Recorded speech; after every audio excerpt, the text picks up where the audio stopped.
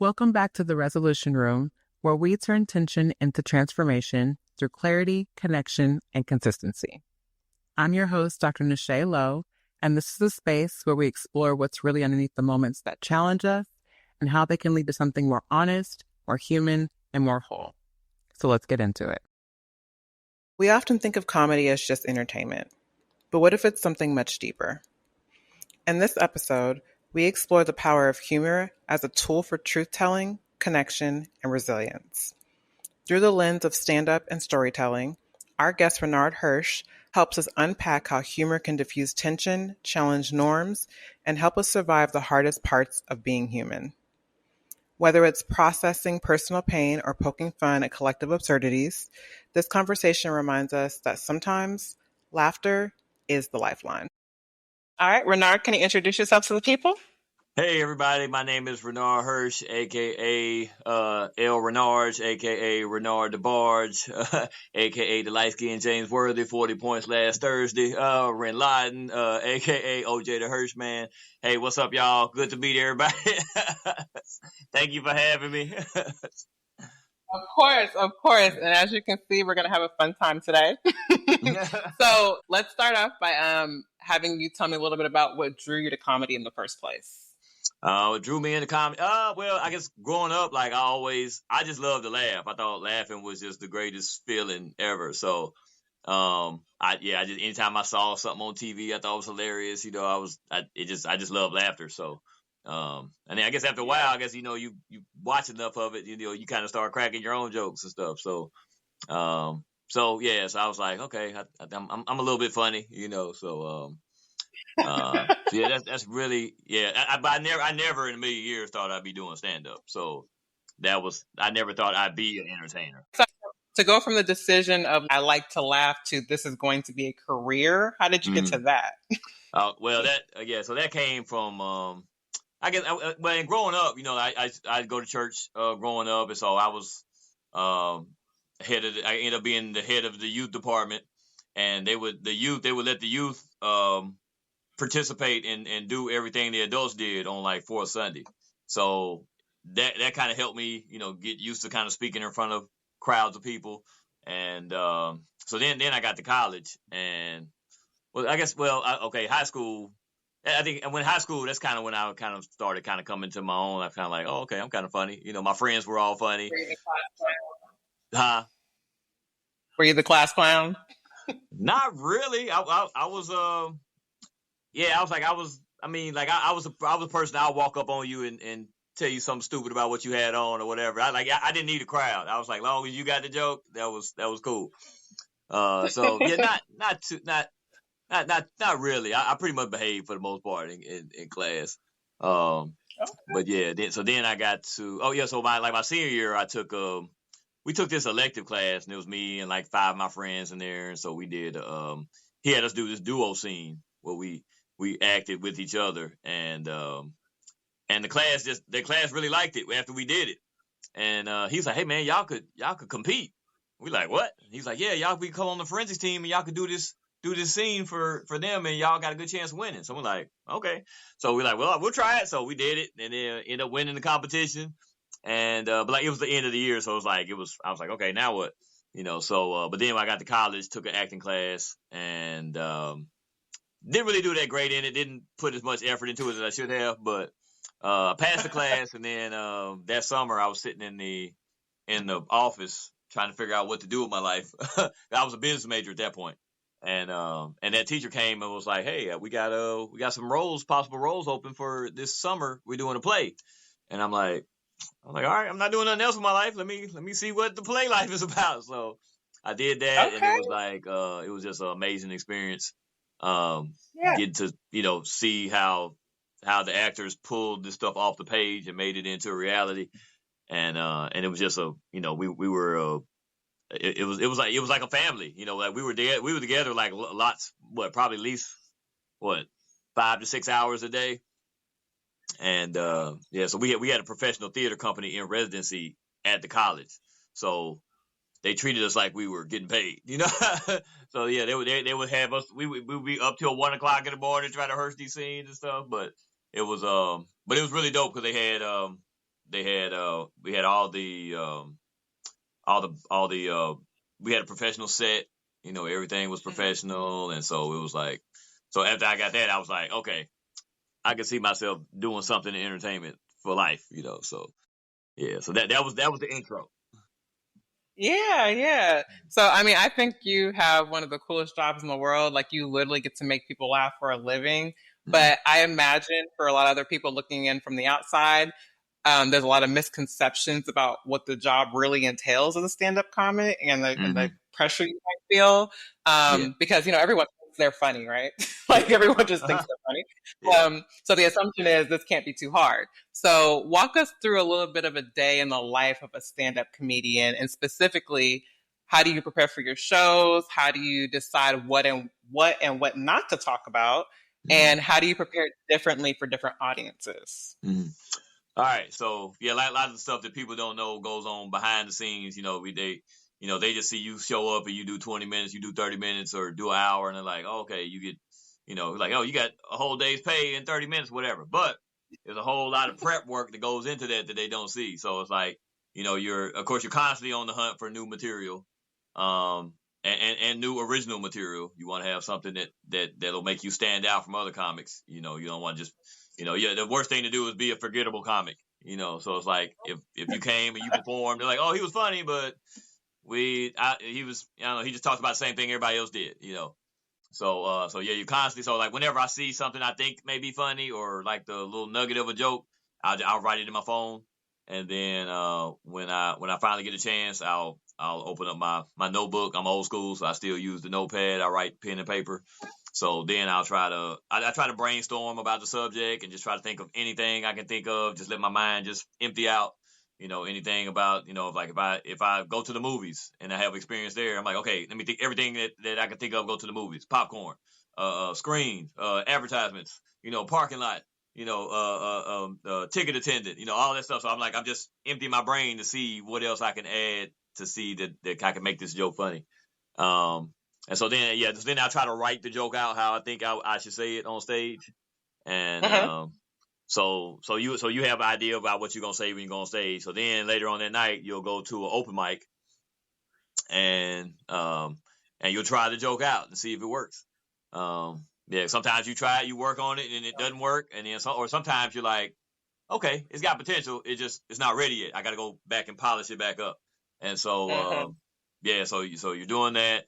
Also during the day, of course, you're constantly contacting comedy club owners and bookers who have shows, and so you can go get some work and work in other cities and stuff like that. So so you're constantly in contact with them, other comics. I tell most comics, like, hey, you got to network with the comics. It's um, probably half of my work comes from recommendations from other comics. So Okay. so you got to get in there and network and rub elbows with these folks, and so they know who you are, and because I guess it's one of those things like out of sight, out of mind. So you can be the funniest person, but I know I picked up work being in comedy clubs where somebody's like, oh, hey, you know what? I got a great show that you'll be good on. But, if I wasn't there, you might not get that. So, and then so Right. that leads into the next part. A lot of it is hanging out and networking. So, even though you've been at the show for 2 hours or whatever, but now, now you gotta hang out with the comics, so cause like when it comes to road trips and stuff like that, comics are going to book comics that they're cool with and they feel comfortable with and that they can hang with. You traveling together for a long period of time, usually, right?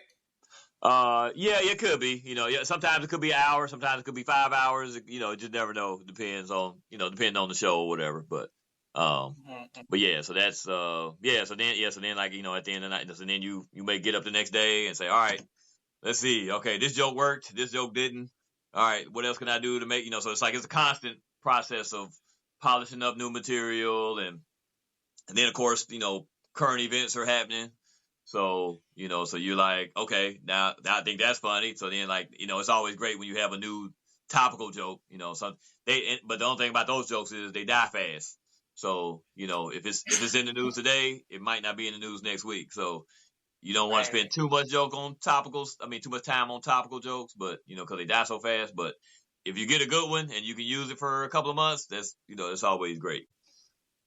Wow. And the timing of doing topical jokes, do you ever feel like it's too soon? Yeah, I mean, yeah, it can. Yeah. Sometimes it can. Yeah, sometimes it just take time to people kind of let go of it a little bit. But I mean, if you got a great one and it's topical, and and you can get a good response from it, I say go for it. But I mean, because as comedians, we're looking day one at whatever's going on in the news and thinking, what's the joke here? So, even no matter how bad or horrendous it is, or, so it's like, and it depends on how it touches you, too. So, if it's something that touches you personally, it may be too fresh for you to talk about, but yeah, you make that decision at the comic, and you know where your comic level is, if you're funny enough or you're confident enough in yourself that you can do this joke and not back down from it, then you should be good. And so when you're doing your sets, how do you walk that line between offensive and honesty? You said between sensitive and honest? Offense and honesty. Oh, I mean, I never want people to be offended at the shows. That's just me. I just want people to come and have a good time and laugh and leave, be like, man, that was a great show. I may have a few little controversial jokes or whatever, but for the most part, and sometimes you have to gauge that as a comic. I've been doing it like 24 years, so it's like when I come into a room, I take inventory of everything in there, and I can look at the crowd for maybe about 2 to 3 minutes, and I can just I can be like, okay, I'll go through everything, all the jokes in my head. I'll be like, okay, I know what I'm gonna give them. I like this is yes, so like it, yeah, you just have to. That's part of like learning how to read crowds. So it's like because sometimes your crowd is rowdier. Sometimes they're more quiet. Sometimes they're more conservative. Sometimes so you gotta you can I mean, it takes a little bit time, but it's like after a while doing it so long, you can kind of read crowds and see, okay, this is all grandmas in the crowd. I think I know what they want, or it's all construction workers out here. I think I know what they want, or it's a bachelorette party in here. I think I know they want a party, so you have to kind of adjust your set to whatever you're going to do. Yeah. And so do you think that comedy gives people permission to say things that they otherwise couldn't or wouldn't say? I don't think it gives them permission. I mean, you can say whatever you're big and bad enough to say, but you better be able to back that up in the parking lot. You know what I'm saying? Like if if this is something that you believe and say, when people approach you about it after the show, you got to be ready for that too. So, you can be offensive as you want, but you don't, it's like my thing is like, it's like, you treat everybody like they live in your neighborhood. So it's like, like if you're on the other side of town, you may flick somebody off. But if you're in your neighborhood, you're like, wait a minute, this may be somebody I know, you know what I'm saying? And also don't do nothing outside of your character, Like if you're not down to get out this car and fight, you shouldn't be flipping people off, you know what I'm saying? So, so I was like, I think, it's saying offensive things, I think it has its own consequences. So, so you have to deal with that, so it's like, so yes, I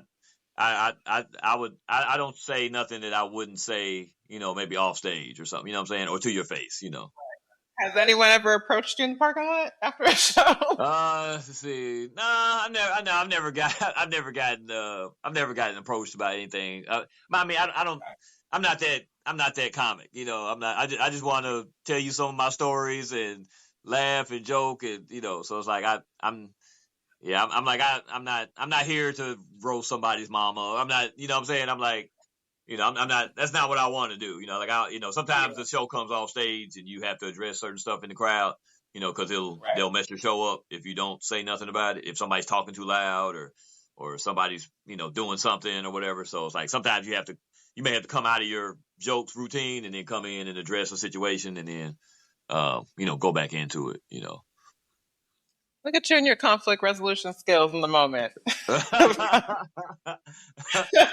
Yeah. I mean, like, yeah, So, you have to, because people will just keep going if you don't say anything. So it's like sometimes you have to address it, but you have to address it in a way that'll be funny, and because sometimes the audience can turn on you if you go in too hard on this person. They're like, oh wow, you didn't have to do that, So if you do that, so then now you got to figure out. Now the audience will kind of turn on you, and they're like, "Oh, this guy's an asshole." So we're like, we're not gonna.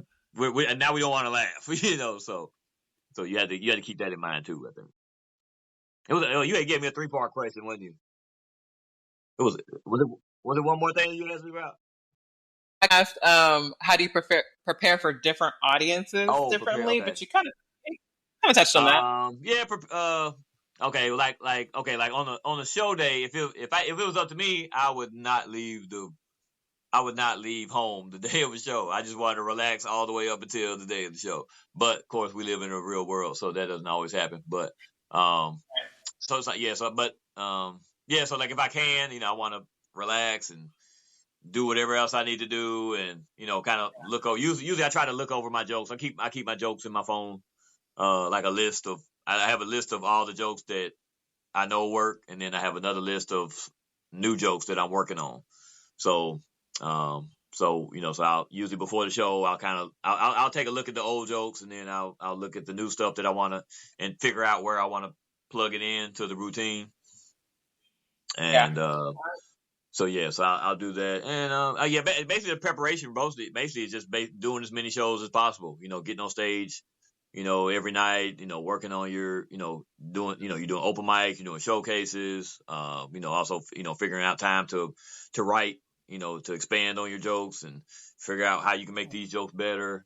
Also, I exercise, so I'm one of those people that I feel like when I feel better, I perform better. Like I think it's just it's a whole confidence mindset. When it's like when I'm feeling good and I'm like I feel good, I feel healthy, I feel strong. It's like I think that translates to your stage performance. So I like to get my workout and get my jog in. Try to so I feel good on stage physically and mentally. Right. And if somebody attacks the stage, I got a fighting chance. Oh my gosh! So I'm thinking, throughout everyone's careers, there's moments of failures or setbacks. So how do you overcome a night that you might have bombed? How did you work through that? I'll go worse than that. I've got booed before, so getting booed is that's really like the worst thing that can happen to you on stage.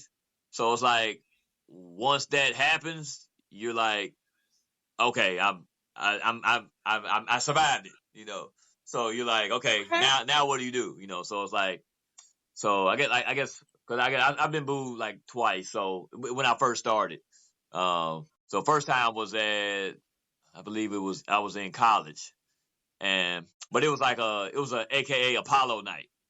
So, Apollo night, people walk up ready to boo anyway. So, and it's college kids too. So they're like, oh yeah, we can't wait to boo everybody. But like the next day, like I didn't want to get out of bed. I was like, like the whole school was there, you know what I'm saying? Like you feel embarrassed, so it's like, I was like, but one thing though, like when I went back on campus, it was like, there were a few people stopped me and were like, hey man, hey, you good, keep doing your thing. You know what I'm saying? Like, hey, don't let the haters deter you. Yeah. So like it kind of wasn't my fault. Like it was like I used to do this impersonation of The Rock, and so when I came out to do it, they introduced me. They gave me the microphone. I pulled the microphone up to do the thing, and as soon as I pulled the microphone out, the cord fell out the microphone. So then everybody immediately just started booing. Oh so my I was gosh! like, hey, let me do the thing.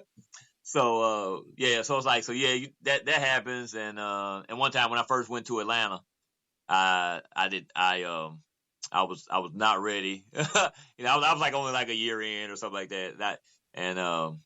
So I'm thinking every time I'd been to Atlanta before that was like for the the TSU Classic and stuff. And like I always felt like Atlanta was nice. It was upscale, you know. So I go down there, I'm all dressed up, and then it's like, but then it's like T.I. Grand Hustle night. So like it's all like it's like a super hood night. So I'm way overdressed for the show. So but yes, I go up and then they bring me up and I do the first joke and no, well, before I go up, a guy yells out something when I walk to the stage. And so the whole right side of the room fell out laughing. But I'm like, what? What'd you say? And and I could never get a response. So I was like, well, I'm just go ahead and go over my joke. So I did the joke and the other side of the room started laughing. But the other side never calmed down. So they started booing and then it just went around the room and everybody they booed me off. And so then I get off stage. I'm like, okay, cool, I'm done. And then, but it was a guy in the front row. He was like, no, he was funny, man. Bring him back. And I'm standing on the side of the stage like, no, don't bring me back up. And so, but then the host was like, he's like, hey, man, we know this guy's people. He came a long way. We're going to show him some love. We're going to bring him back to the stage. So he brought me back out. And then I got booed twice in the same night. So I was like, so yeah, I felt kind of bad at first, but then I noticed everybody else that got up, they booed them too, except for the two guys that they had seen on TV. So, so I was like, oh, okay. So it wasn't really me. It was just, I ain't have enough TV credits at the time. So, yeah. So it was, yeah. So, but after that, it's like either it motivates you to go harder, or cause that's why I felt. I was like, okay, that was the worst that could happen. Now let me just go and work hard, So, so that. And also too, I think every comedian should move out of their comfort zone at some point in their career. So if you can, I was fortunate enough where I was able to move to Chicago and work in Chicago, and it was like they had a whole different work ethic of doing shows that I didn't know existed. Like they had a whole different circuit. I was in Nashville doing 2 and 3 shows a month.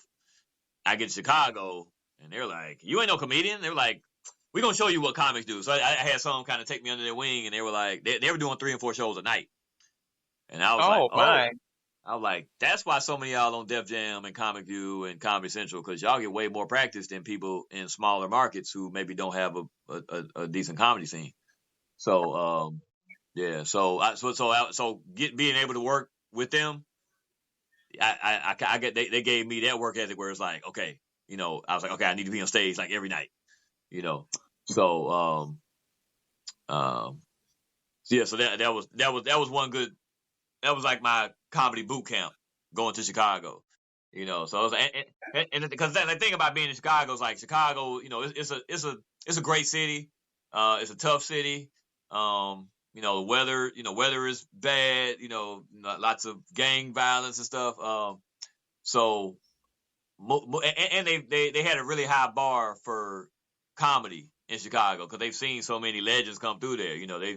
They've seen Bernie Mac, they've seen D. Ray, they've seen Lil Rel. So they Adele Givens. So all these Damon Williams and all these great people that have come through Chicago. So they're like, when the crowds they like, don't waste our time. You better be funny. Like I watched Bernie Mac for 3 years. So that was like that kind of helped me get.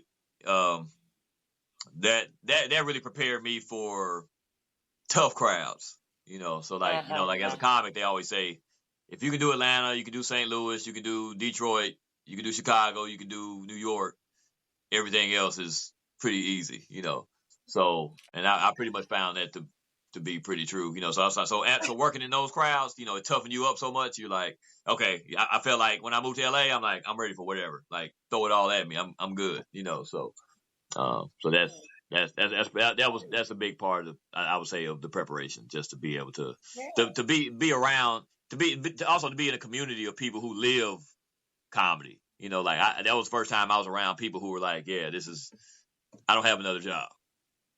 I just do comedy, So I was like, oh, okay, cool. I was like, okay, this is even, so I'm learning, so I think that's like a big part of the preparation. Yeah. And so you mentioned you've gotten pretty good over the years of reading the crowd. Mm-hmm. So what have you learned about human behavior from being on stage?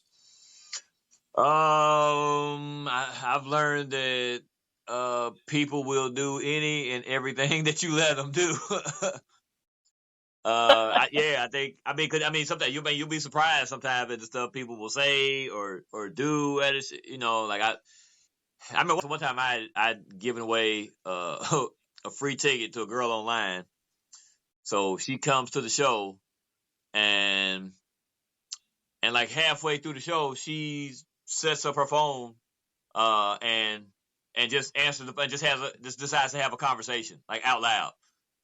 And they're like but like there weren't a lot of people in the show. There was like maybe 20 people at the show.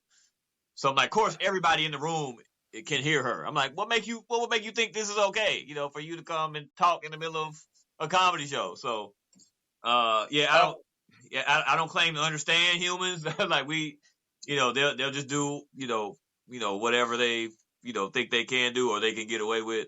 But one thing I think, by humans, I just try to put out as much positive energy, into the world, and 9 times out of 10 it comes back to you. So yeah. So you put that out there, and it's like, and usually, I haven't had, I can count on probably on one hand the amount of, there are lots of people who come after the show and have crazy stuff to say. Not aggressive, but you're just like, we'll be after the show, we'll be standing around, and somebody walks up to the comics and they'll tell us some crazy stuff, and they'll walk off, and we'll look at each other, and be like, okay, that was weird. But as a comic though, you welcome all those situations, because you never know, who's going to say something that's going to spark another joke, that you could tell for years after this. So definitely as a comic, as a comic, you have to study kind of human behavior anyway too. And just see, I love people watching. Just like if you're just sitting at the park and watching people walk by and just seeing people be themselves when they don't think a camera's rolling somewhere. So I think it's always interesting to just sit and watch people be human. That's one of my favorite things to do as well. Yeah. So, how do you think comedy creates connection between strangers, or like break down those walls? When we come together and laugh at the same thing, that's I think that brings people together.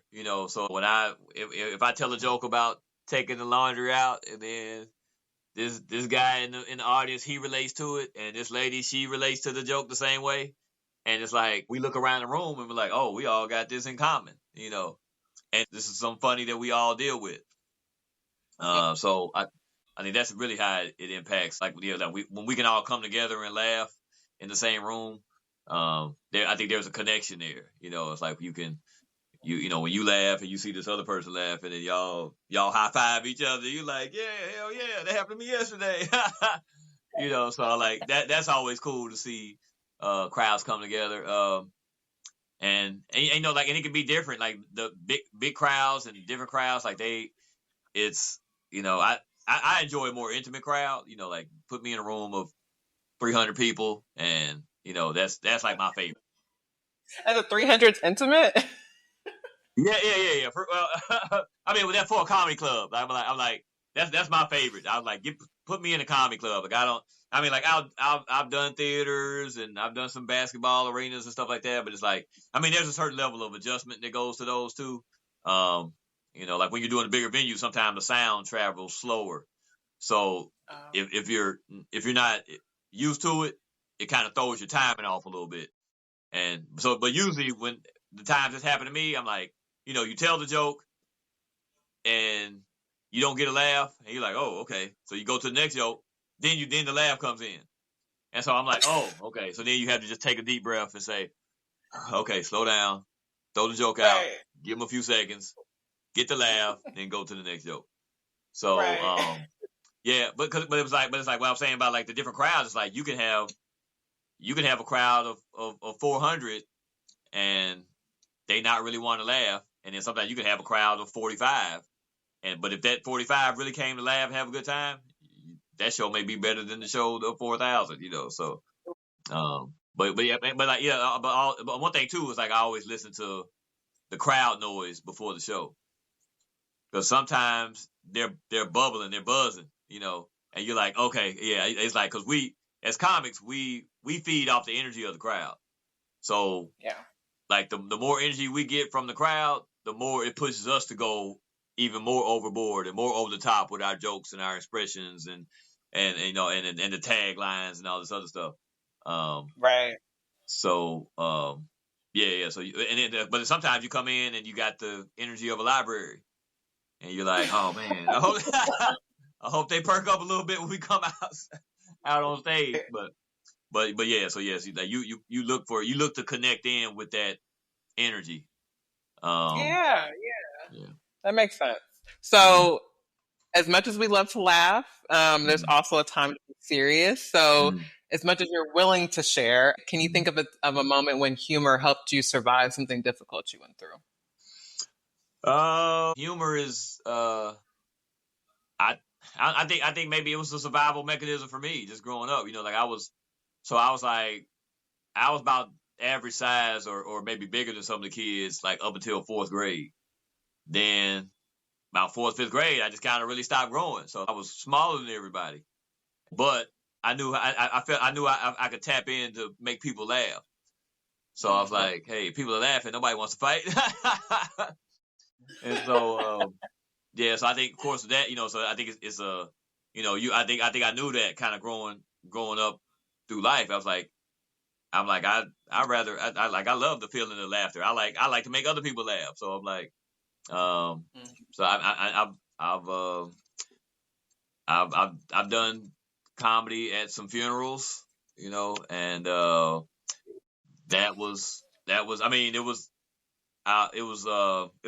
really, really hard to do because of who the people were in my life.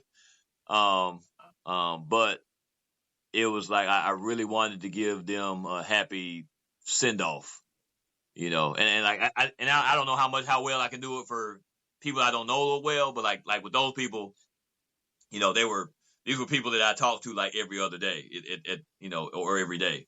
So it was like I knew I had enough life material where I knew I can come out and throw some funny stuff out too. And also everybody at the funeral knew this person too, so they connect in on that aspect too. Because when I say something about what he did, they're like, oh yeah, he did used to do that, So, but I was grateful that at those moments I was able to give people some laughter in a moment of pain,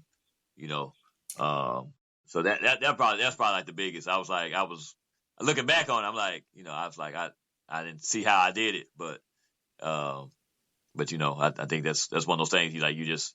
I'm one of those people. I'm like, whatever comes your way, you gotta strap up and do it, and do the best job you can, So wait, I gotta ask: were you hired to do that, or you just volunteered some comedy at that funeral? No, it was I wasn't hired. I was like two of them were family members. So I had a cousin and one was a aunt, and the other one was my best friend. And so how they let people speak, but I was like, I know that's the unique gift that God gave me. So I was like, so anytime I can use it to heal people, I try to, it's all like sometimes we don't even know the healing that's going on from the stage until you, after the show, you talk to people and they're like, man, this is the first time I laughed since my sister passed, and it's been a year. And so when you get those kind of responses after shows, you're like, okay, this is bigger than, this is more important than just these goofy little laughs that I'm thinking about. Yeah. It's also healing for a lot of people that need that. So it's like, and even now, there's so much stuff going on in the news, a lot of people losing jobs, a lot of uncertainty, so like people are just like, you feel that people are just like, we just really need a break. We just really need to laugh, so I want to forget about what's going on or what might be coming down, in 2 weeks or whatever. So yeah, so it's like, yeah, so you take that and say, okay, well, it's what you're doing is important, and I think as comics you need to know that too, because sometimes you can feel like you're spinning your wheels in the mud with what you're doing, But when you see that you actually make a difference, you know, in people's lives, that's I think that's it's an amazing feeling just to know that the laughter is doing that. Right. That's awesome. Well, I had the pleasure of seeing you perform recently in Nashville, but where are you going next? Next we got Tulsa, Oklahoma, and then we'll be back at Zany's. So we have like a once a month residency at Zany's. So we'll be back to see you again then. Oh yeah. So I got to come back the next show, cause every show is kind of different. Like we have it's the guys on the tour, the Funny Lane tour.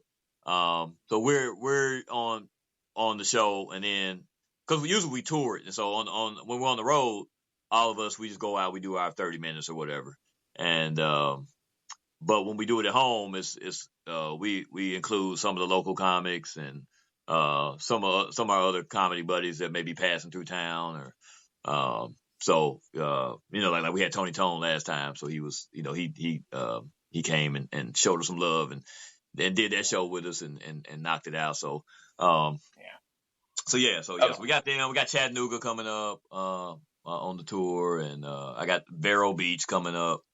So that's all the stuff y'all can find on my website, www.renardcomedy.com. Put all the dates and everything on there. Any of my social media, y'all, I post all my flyers and shows and everything on there. So y'all follow me at Renard Comedy on there. Yeah, so Renard Comedy is your handle? Yeah, my handle on all my sites. Make it easy. Yeah. That does make it easy. I want to thank you so much for chatting with me today. It was such a pleasure. Oh yeah, definitely. Anytime. I enjoy it. I always love doing the podcast. So I can sit and talk comedy all day. Humor isn't just about punchlines. It's about perspective. Today's conversation reminded us that laughter can make space for grief, connection, truth, and healing. Comedy helps us process what sometimes feels too heavy to carry all at once. Whether you're on the stage or in the audience, don't underestimate the survival skill that is laughter. It's not a distraction from the human experience, it's a deeper way of being in it. As always, thank you for joining me in the Resolution Room. If this conversation moved you, challenged you, or gave you something to carry forward, consider supporting the show. You can explore our wearable wisdom collection in our Mind Shop, where each piece is designed to spark reflection and dialogue. You can also join our growing community for behind-the-scenes conversations, resources, and support of your own journey through tension and transformation. And if you just want to say thank you in a simple way, you can always buy me a coffee. Every gesture helps keep this space going. All the links are in the show notes. And until next time, keep building in the quiet, because that's what will carry you forward.